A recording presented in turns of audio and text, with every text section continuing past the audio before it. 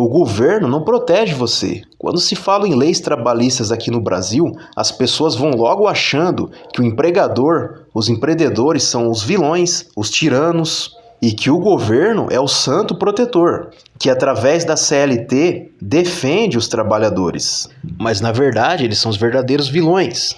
Até porque a própria CLT foi baseada no regime fascista da Carta del Lavoro de Benito Mussolini. E nas escolas e nas faculdades, eles não querem que você aprenda sobre isso, as verdadeiras raízes do sistema opressor. Você sabia que o 13º salário nunca existiu? Que você é enganado há décadas? Eu vou explicar melhor. Na Europa e nos Estados Unidos, as pessoas recebem por semana. O ano tem 52 semanas, então elas têm 52 salários por ano. Isso também ajuda a girar a economia. Aqui você recebe por mês. Cada mês tem 4 semanas, portanto, um mês de salário equivale a 4 semanas trabalhadas. Acontece que existem 4 meses do ano que tem 5 semanas. Você trabalha 5 semanas e só recebe 4. Esta quinta semana, o patrão vai guardando. No final do ano, ele te devolve sem juros, sem correção, e você fica todo alegrinho, achando que tem um 13º salário para fazer as suas festas, ou quem sabe, para colocar as suas contas em dia, contas que só estão atrasadas porque você não recebeu lá atrás. E por que nenhum deputado nunca te disse isso? Por que nenhum deputado nunca quis mudar essa sistemática?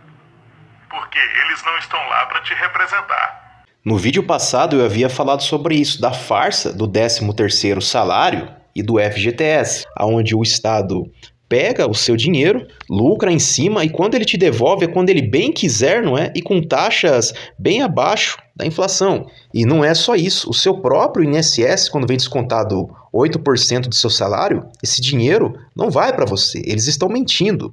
Esse dinheiro vai para pagar os aposentados de agora. E quem vai pagar a sua aposentadoria, é claro, se você conseguir, não é? São trabalhadores que nem sequer nasceram ainda. É o maior esquema de pirâmide do mundo, o INSS aqui no Brasil. E as pessoas ainda acreditam de que o Estado protege e defende elas. No vídeo passado, eu vi muitos comentários com o idealismo de que, se não fosse a CLT, nós seríamos explorados, o empregador ele ia arrancar o couro da gente, a gente ia ter que trabalhar de 12 a 15 horas. O que o governo quer é isso, que você acredite de que o empreendedor é um bandido, um canalha, e de que o governo é o salvador, que ele serve para te proteger, para te beneficiar. Só que as pessoas não entendem é que são os empreendedores que inovam, que criam, que geram emprego, que fazem a diferença. Políticos dependem totalmente do mercado, mas o mercado nunca precisou de políticos e muito menos de Estado. Eles são como parasitas que só servem para ir atrás de dinheiro, não é? Para criar impostos, cagar regras e interferir nas negociações privadas. E se temos milhões de desempregados aqui no Brasil é por causa dessa ganância do governo. Pois para o empreendedor contratar um funcionário, ele tem que pagar taxas abusivas de impostos, é uma burocracia tremenda. E os produtos que vão para o mercado, por que ficam caros? Porque a gente paga praticamente o dobro de imposto. E o próprio governo cria a inflação para aumentar os preços e culpar a classe empresarial que está produzindo. O verdadeiro culpado é o governo. E por que o governo chama aumento de preços de inflação? Porque isso é um truque semântico. É muito mais conveniente para o governo falar que aumento de preços é a própria inflação, assim a culpa recai sobre os empresários. O governo não fica com culpa nenhuma. E a população vai agir como inocente útil, vai ficar contra os empresários e vai apoiar o governo para ele adotar a medida que ele quiser, né? Inclusive medidas que vão causar mais do que aquilo que ninguém quer, ou seja, aumento de preços. E por que o governo emite moeda? Porque ele gasta mais do que arrecada. É como um bebê. Ele tem muita fome de uma ponta e nenhuma responsabilidade na outra. Quem é o verdadeiro vilão que ferra com o empregador e com o trabalhador é o governo. Até porque você, que é trabalhador, Se você resolver querer comprar um carro amanhã, você vai ser taxado por consumo e não por renda. O carro no Brasil é muito barato e é uma das razões pela qual a Ford saiu do Brasil. Por que uma montadora sai do Brasil? Se ela ganha dinheiro no país, ela não vai embora. Sim. Montadora é basicamente uma empresa racional. Ela vai embora porque não consegue ganhar dinheiro no Brasil. O que acontece no Brasil é que a carga tributária nos carros brasileiros é talvez a mais alta do mundo nos países que contam. Entendi. Então, quando você compra um carro, você tem embutido um monte de impostos. Que isso faz com que os carros fiquem extremamente caros. E sem contar o IPVA, licenciamento.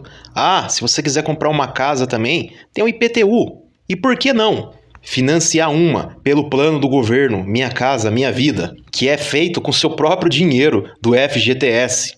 Olhem só, Caixa rouba 7 bilhões por ano dos trabalhadores com taxa do FGTS. É o governo que rouba o empregador e o trabalhador. E o que o governo dá em troca? Nada. Através da CLT, eles exploram os trabalhadores de todas as formas. Principalmente com o FGTS, onde os trabalhadores inocentes acham que estão sendo protegidos, pois eles fazem uma espécie de poupança forçada para ficar com o dinheiro dos trabalhadores, fazer empréstimos, criar esses projetos e lucrar em cima, com seu próprio dinheiro. E lembre-se, segundo o governo, sonegar imposto é crime. Então o empregador, o empreendedor tem que produzir para o governo ter lucro e você que é trabalhador tem que ser taxado de imposto em tudo, para tirar receita para eles também. Claro que deve existir leis trabalhistas, e o artigo 7º da Constituição Federal é o suficiente, que já determina as garantias que os trabalhadores precisam ter, como uma jornada de trabalho básica de 8 horas diárias e 44 semanais, proteção contra acidente de trabalho e algumas outras estabilidades, como para gestante e até o seu direito de férias. Nos Estados Unidos tem poucas leis trabalhistas.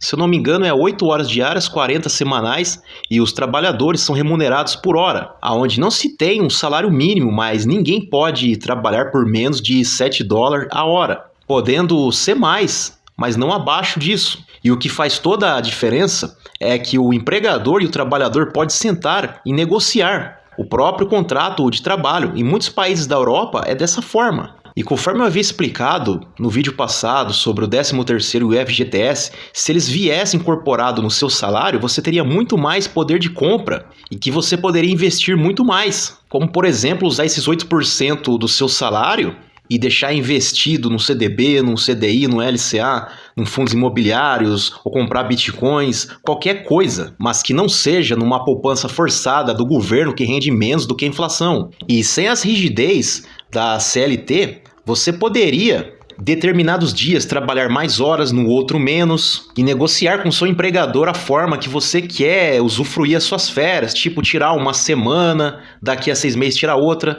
Isso é normal já na Europa, em qualquer outro canto do mundo, mas a rigidez da CLT faz com que empregador e trabalhador sejam limitados nessa desgraça, que só atrapalha ambos os lados. E se não fosse tanto imposto para os dois lados, todos lucrariam muito mais. Então vocês conseguem entender quem que é o verdadeiro vilão, o verdadeiro opressor da história? Governos do mundo todo, para convencer as pessoas a deixar de fumar, aumentam os impostos do cigarro. Com o preço maior, menos gente fuma.